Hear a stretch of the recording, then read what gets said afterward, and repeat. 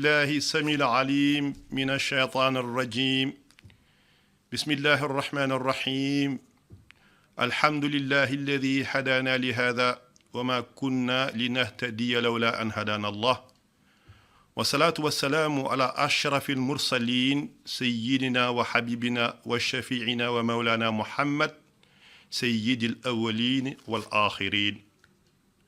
Nous rendons grâce à Dieu, nous le glorifions, lui le Seigneur des mondes.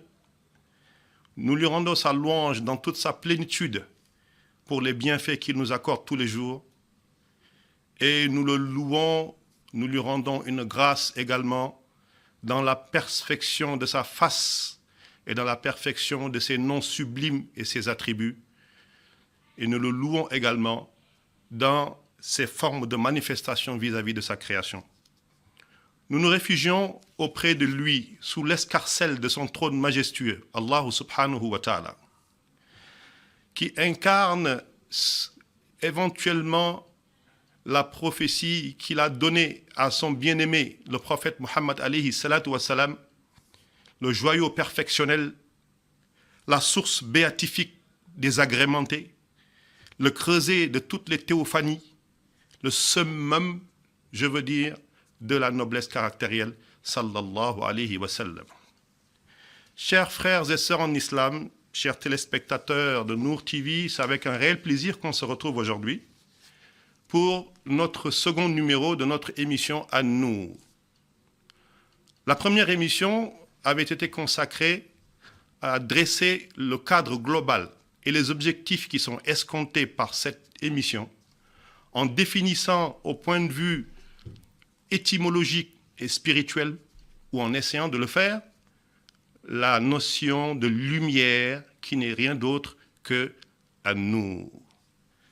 Nous allons continuer par la grâce d'Allah subhanahu wa ta'ala sur cette lancée pour aujourd'hui faire une introspection.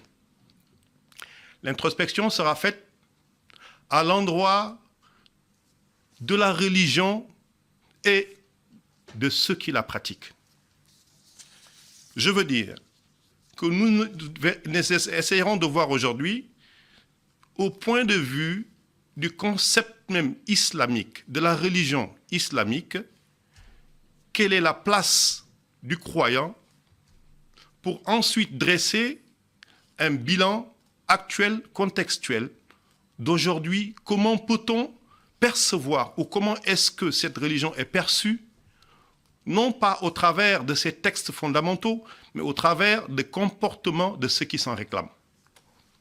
Cela est d'autant plus important pour nous que ça nous permettra de voir quelles sont les pistes d'amélioration que nous pouvons proposer à travers le concept de la lumière, la luminosité, à travers ce concept de pouvoir éclaircir les gens sur la nature véritable de cette belle religion qui est la religion islamique, et de cette nature véritable de la sunna du prophète alayhi salatu wa salam, qui se trouve être, avec le texte coranique, les deux piliers fondamentaux qui dictent le grand boulevard qui mène à ce qu'on va appeler la félicité des deux mondes. Chers frères et sœurs en islam, chers téléspectateurs, aujourd'hui nous avons fait le constat qu'il y a une véritable facette de l'islam qui est dévoyée. Nous avons fait le constat que l'islam, dans son essence et sa nature originelle, est dévoyé non pas de par ses principes, mais par la manière dont les gens le pratiquent, d'une part. D'autre part, par le comportement de ceux qui s'en réclament. Nous savons que l'islam, dans son principe originel, fondamental, est basé sur le texte coranique. Il est basé sur la sunna du prophète, alayhi salatu wa sallam. Et nous avons toujours évoqué le fait que la mission première du prophète, sallallahu alayhi wa sallam, au-delà de venir nous avertir sur la gravité de l'instant de la vie de l'être humain sur terre, en tant que viatique à préparer pour le monde éternel ou l'au-delà, l'islam aussi regorge et transmet des caractères, des formes de comportement qui doivent refléter de la beauté, qui doivent refléter de la lumière, qui doivent refléter une sorte de miroir complètement nettoyé, de sorte que celui qui n'est pas dans la religion puisse se retrouver à travers ces beaux principes d'équité, de droiture, de dévotion pure, de culte exclusif à un Dieu unique, Allah subhanahu wa ta'ala. Mais force est de constater, chers frères et sœurs en islam, qu'aujourd'hui, nous avons un rejet, pratiquement un rejet simultané, un rejet spontané de toutes les personnes qui pourraient ou qui devraient s'intéresser à l'islam, parce que nous savons que nous sommes dans une époque où les nouvelles technologies de l'information et de la communication sont très développées, donc les gens ont accès à l'information, on est dans un cadre globalisé, mondialisé. Les gens sont friands d'informations, ils vont vers l'information. Mais nous avons, on peut dire en quelque sorte, sans vouloir trop exagérer, une sorte de charlatanisme qui relève de ce qu'on va appeler la transmission du message islamique.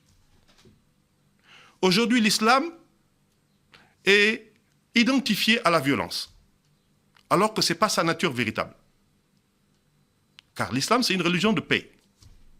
L'islam est identifié à la mort.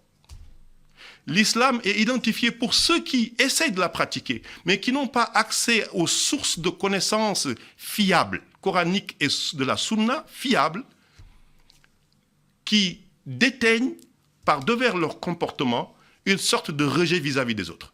Parce que, bon, les gens, ils sont dans une sorte d'ascèse, plus ou moins, une sorte d'adoration, une sorte de ce que je peux appeler excès de zèle dans la pratique, au point où, sans le savoir, ils véhiculent une image de peur pour les autres, une image de rejet direct, automatique, systématique.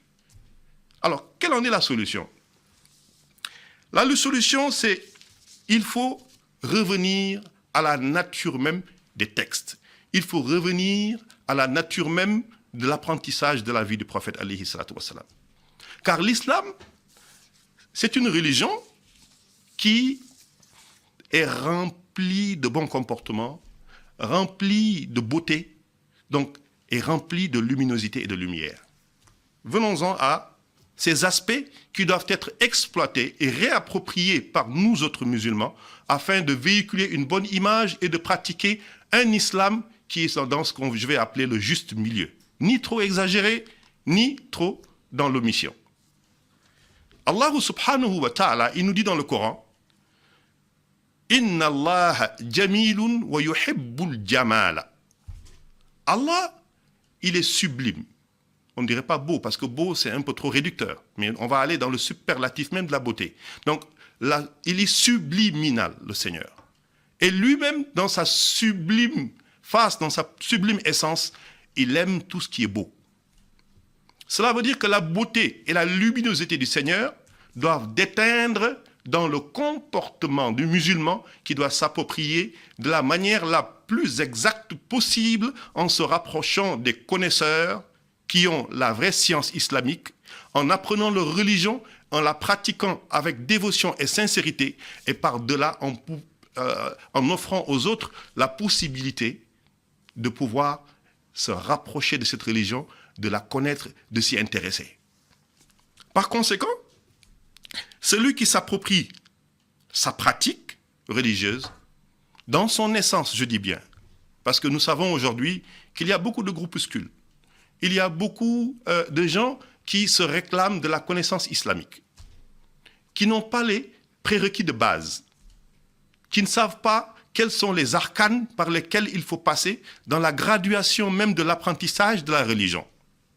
Mais je parle de celui qui a été aux côtés d'un maître spirituel, qui va lui inculquer les valeurs essentielles de l'islam, qui va dans la pratique de ce qu'on appelle l'exemplarité ou la pédagogie de l'exemple, lui montrer la voie qui va l'emmener à avoir, in fine, l'embellissement caractériel qui va être une des sources ou un des instruments les plus importants qui permettra aux autres de se dire, tiens, voilà une religion où j'ai fréquenté telle personne pendant un bon bout de temps, je me rends compte que c'est une personne intègre. Je me rends compte que c'est une personne qui ne peut pas mentir. C'est une personne qui a ce qu'on appelle le respect d'autrui. C'est une personne qui est pondérée, mesurée, qui pratique l'islam dans le juste milieu, comme l'avait dit le prophète Mohammed alayhi salatu wassalam. Alors, quel est le moyen par lequel, chers frères et sœurs, aujourd'hui nous pouvons passer pour avoir ce juste milieu-là, pour avoir cette pratique qui soit dans l'équilibre et pour pouvoir faire ressortir in fine la beauté de cette religion, la luminosité de cette religion qui pourra se transmettre par les actes, se transmettre par la parole, se transmettre aussi par les textes. Nous savons que l'image qui doit ressortir pour celui qui pratique sa religion, conformément à la manière dont ça a été transmis au prophète Mohammed sallallahu alayhi wa sallam, dans le Coran et la Sunna, cette image-là, elle doit refléter dans le comportement du musulman des caractères qui sont des caractères nobles. Un comportement social équilibré. Une dévotion pure. Et une béatitude dans toutes les approches de sa vie de manière globale. Normalement, ce musulman-là, il doit forcer l'admiration. Parce que ce qu'il reflète dans son comportement, qui n'est pas une invention de lui-même, ça relève même de la nature, de l'essence même de cette religion, car Dieu l'a voulu comme ça. C'est ce qu'on appelle al-iradatul ilahiyya. Et c'est cette iradatul ilahiyya qui est une volonté manifeste du Seigneur de donner cette religion pour approprier à ses créatures les beautés de caractère, les beautés de comportement, la droiture et tout ce qui va dans le sens de ce qu'on va appeler la lumière de la religion. Parce que c'est cette lumière-là qui va se refléter sur le croyant ou le musulman, par-delà, après, pouvoir convaincre d'autres pour venir vers la religion.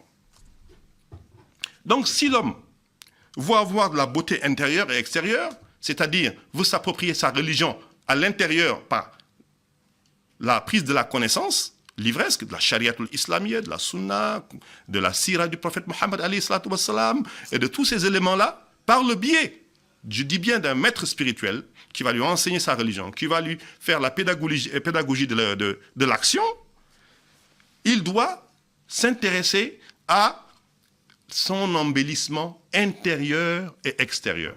Car dans l'islam, l'intérieur et l'extérieur sont indissociables. C'est ce qu'on appelle le zahir et le batin.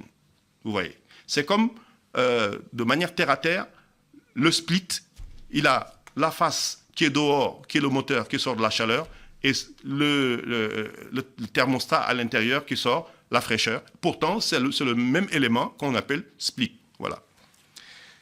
Donc, il faut, chers frères et sœurs en islam, il faut, chers frères et sœurs, se réapproprier notre religion. Il faut sortir du carcan de ce que je vais appeler les artifices. Il faut qu'on sorte de l'artifice. L'habillement. Aujourd'hui, on se rend compte que nous avons une sorte de tendance à vouloir s'habiller, soi-disant comme des musulmans. Non, cela n'existe pas dans la religion. Ce qui existe dans la religion, c'est de s'habiller convenablement comme l'a décrit les textes, avec pudeur, que ce soit pour l'homme ou pour la femme. Mais dans nos cultures africaines, nous avons des types d'habillements qui sont complètement compatibles à l'habillement islamique. Vous n'êtes pas obligé d'avoir un habillement qui renvoie à une autre culture et du coup qui peut provoquer un rejet de la part des populations de votre terroir. Nous savons que ce soit dans la culture sahélienne ou dans la culture bantou, globalement dans la culture africaine, nous avons nos types d'habillements qui sont très pudiques, qui sont très beaux et que nous pouvons porter sans pour autant que ça n'altère notre pratique religieuse. Et ces éléments-là sont importants parce que c'est des clichés, c'est des stigmates sur lesquels aujourd'hui certains qui sont contre la religion se basent pour pouvoir donc assigner une image à notre religion qui n'est pas la sienne. Donc si l'homme veut avoir la beauté intérieure et extérieure, il faut qu'il fasse de la religion un instrument qui va intégrer totalement et son intérieur et son extérieur. Pourquoi dis-je cela? Je le dis parce que nous avons un de nos maîtres spirituels, Cheikh Seydi El Hadji Malick Sy, qui est au Sénégal, qui disait « Évitez de faire de la religion un collier, une parure. » Nous savons que le collier, on peut le porter à tout moment, on peut l'enlever à tout moment. Donc, ne prenez pas ce qui vous arrange dans la religion et vous laissez ce qui ne vous arrange pas. Ce n'est pas ça qui nous a été dicté et montré par le prophète, ses compagnons nobles, et les tabi'in et les connaisseurs. Le musulman, quand je parle d'appropriation, doit tout faire, selon Cheikh Seydi El Hadji Malick, pour que la religion soit une substance qui coule dans ses veines comme le sang coule dans nos veines. Nous savons que le sang, on ne peut pas l'extraire de notre corps. Il est ancré dans notre corps et il joue un rôle vital. Donc, l'appropriation de la religion, par sa pratique, par l'apprentissage, par la sincérité, doit mener in fine. Si c'est fait, je le dis et je répète, dans la sincérité, à sidq, ça va déboucher à... Ça va devenir comme une nature. Comme on dit, l'habitude, c'est une seconde nature. Tu ne peux plus faire certaines choses. Tu ne peux plus te passer de faire tes prières en groupe à la mosquée.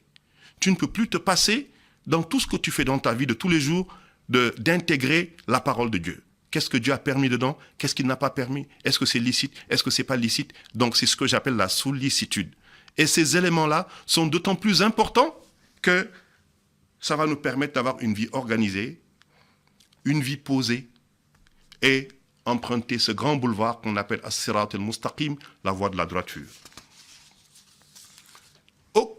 Au contraire, si nous voyons la face, comment dirais-je, inverse, puisque nous avons dit que c'est en s'appropriant notre religion, c'est en étant dans le juste milieu, c'est en allant vers les connaisseurs apprendre notre religion, le tout véhiculé par une sincérité, et que tout cela procédait de ce qu'on va appeler An-Nuruddin, c'est-à-dire la lumière de notre religion, à travers le Coran et la Sunna.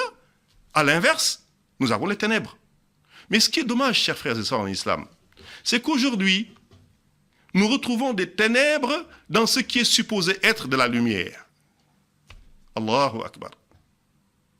Pourquoi des ténèbres dans ce qu'on retrouve dans la lumière? Nous voyons des gens qui sont soi-disant dans une pratique islamique, qui se donnent corps et âme, mais qui ne sont pas sur la bonne voie.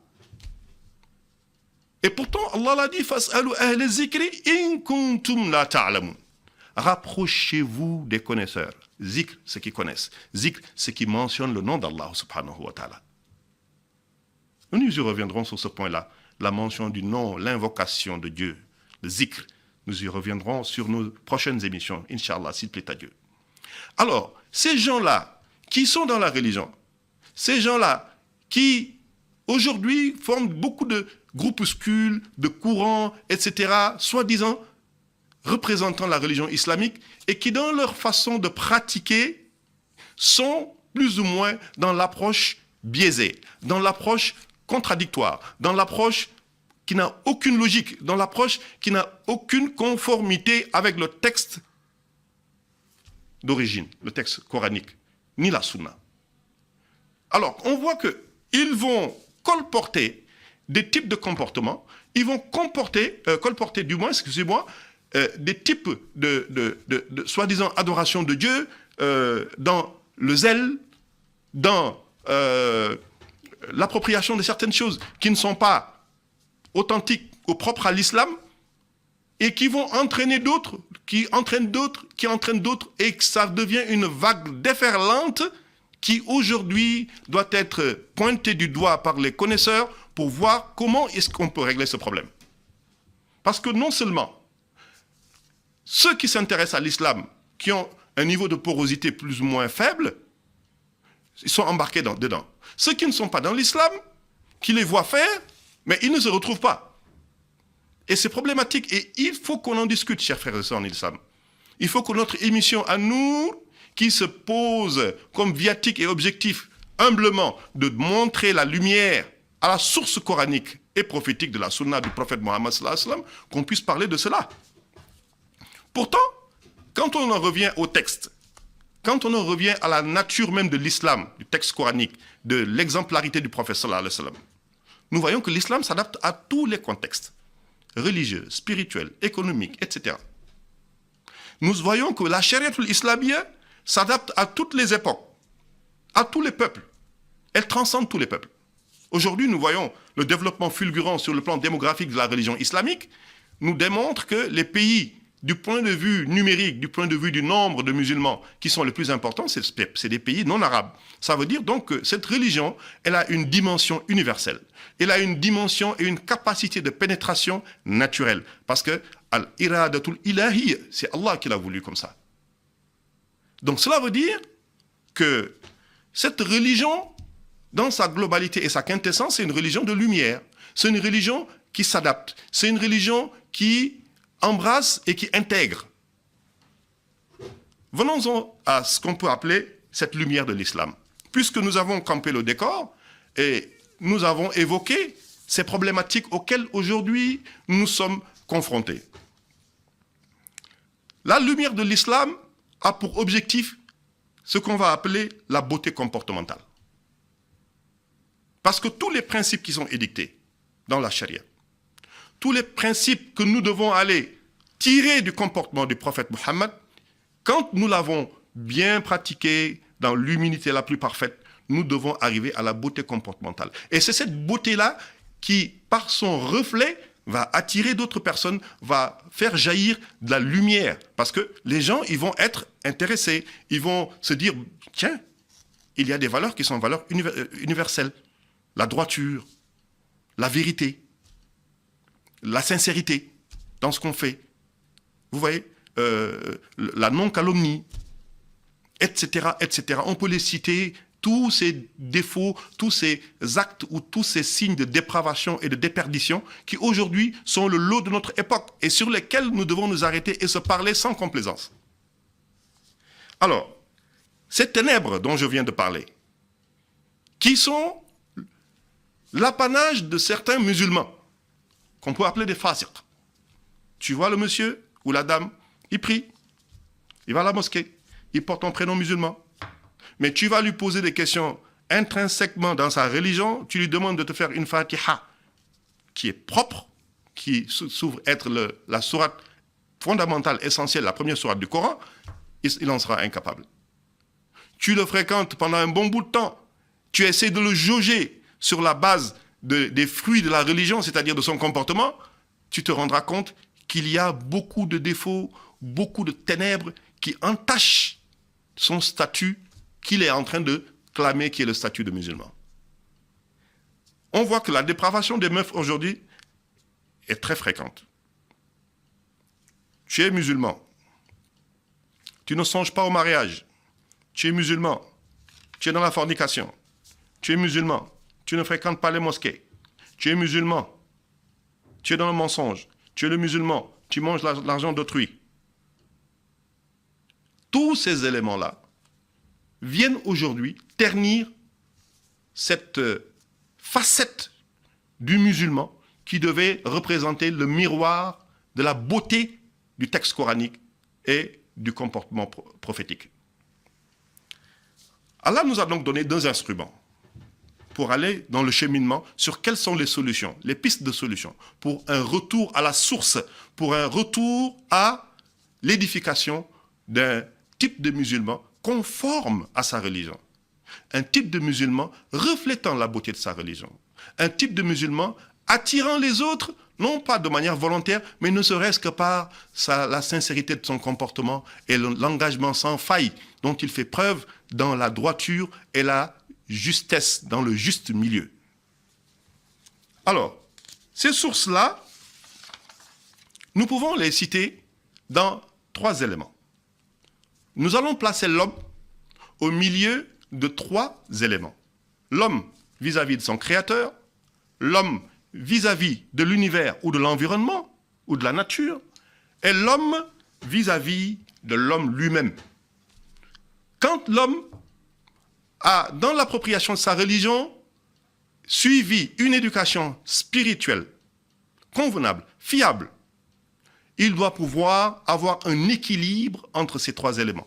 Un équilibre sur le plan horizontal avec son Seigneur, par la crainte révérentielle. Un équilibre avec l'homme qui est son semblable, avec qui il vit sur terre. Et ça, depuis la cellule familiale jusqu'à la cellule sociale ou sociétale, jusqu'à la cellule professionnelle, jusqu'au jour où on va le remettre dans la tombe. Sa relation aussi vis-à-vis de la nature. On n'en parle pas beaucoup, mais l'islam est beaucoup soucieux de la nature, les animaux, la faune, la flore, ce qu'on appelle aujourd'hui l'environnement, les environnementalistes. Il n'y a pas plus environnementaliste que l'islam. Alors, tout cela donc va dépendre de la notion de lumière et d'éclairage, dans la quintessence même de tes adorations. C'est-à-dire que l'homme, face à cette triade, qui est Allah, les humains et son environnement, il pourra impacter, ou il pourra déteindre, il pourra en même temps capitaliser par une bonne connaissance de sa religion et une pratique qui va sur les trois dimensions de la religion, islam, iman, ihsan. Nous ne viendrons pas sur iman et islam, nous irons sur ihsan. Ihsan qui est ce qu'on va appeler les ornements, qu'on va appeler la béatitude, qu'on va appeler la noblesse des caractères, ce qu'on va appeler le travail de l'intérieur pour porter les fruits de l'extérieur.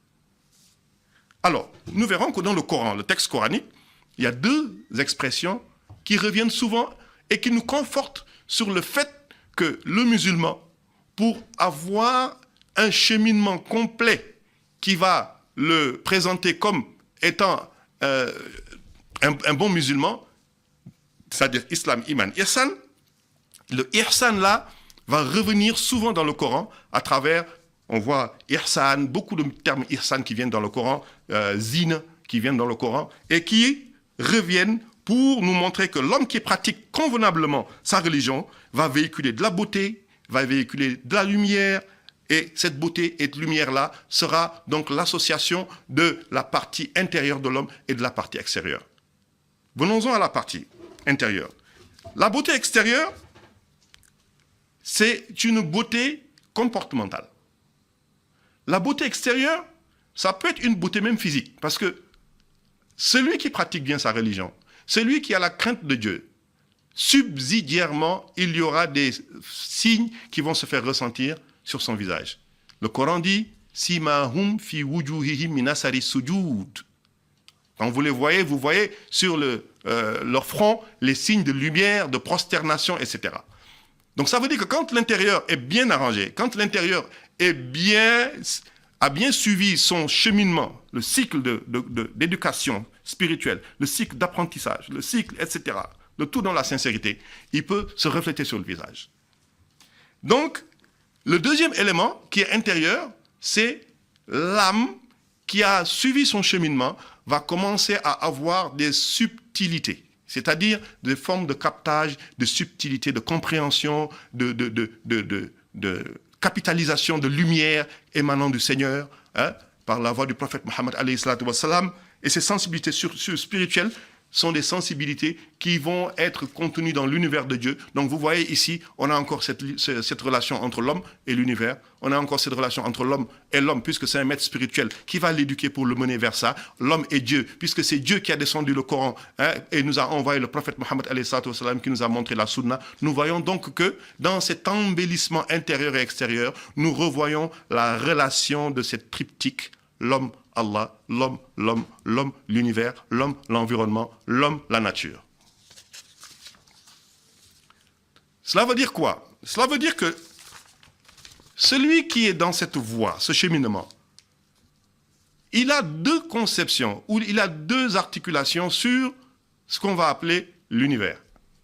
L'univers tel que créé cosmogoniquement, c'est-à-dire le cosmos, et l'univers de son intérieur, lui. Parce que l'homme lui-même, dans son intérieur, il représente l'univers. Et les grands ascètes le disent, quand vous voyez l'homme, c'est en miniature l'univers créé par Dieu qui est en l'homme.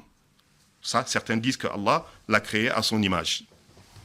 Donc, c'est la somme de ces beautés-là intérieure, extérieure, tirée du Coran et de la Sunna, sous l'égide d'un maître spirituel, que nous allons trouver l'islam, l'iman, qui vont se déverser maintenant dans l'intérieur de l'homme pour ressortir cette beauté intérieure, cette béatitude qui sera la ihsan. Alors, chers frères et sœurs en islam, nous allons revenir un peu sur la notion de religion. L'islam, en tant que religion. Alors, nous avons deux expressions arabes qui ont la même racine, c'est-à-dire ad-dinu, c'est-à-dire la religion. Ad-dinu, la religion, ad-din, la religion. Le deuxième terme que nous allons chercher, c'est at-tadayyanu. Donc, nous voyons que at-tadayyanu, ad-dinu, même racine. Pourquoi je suis allé emprunter cette deuxième expression sur le plan étymologique arabe, at-tadayyanu, pour le mettre en face de ad-dinu. Pourquoi? Parce que la problématique que j'ai présentée tout à l'heure, qui est une problématique du comportement du musulman et de ce que ça produit aujourd'hui en termes d'amalgame, en termes de rejet, etc. L'appropriation de ces deux termes va nous donner plus ou moins un canevas. Allons-y. Ad-din, c'est la religion islamique. Flexibilité, beauté, s'adapte à tous les contextes, à tous les peuples. Combat, détruit, rase la déperdition, rase la loi de la force, les ruptures de cellules familiales et sociales, la familiarisation au mensonge, etc. Tous ces mots que nous connaissons dans la société.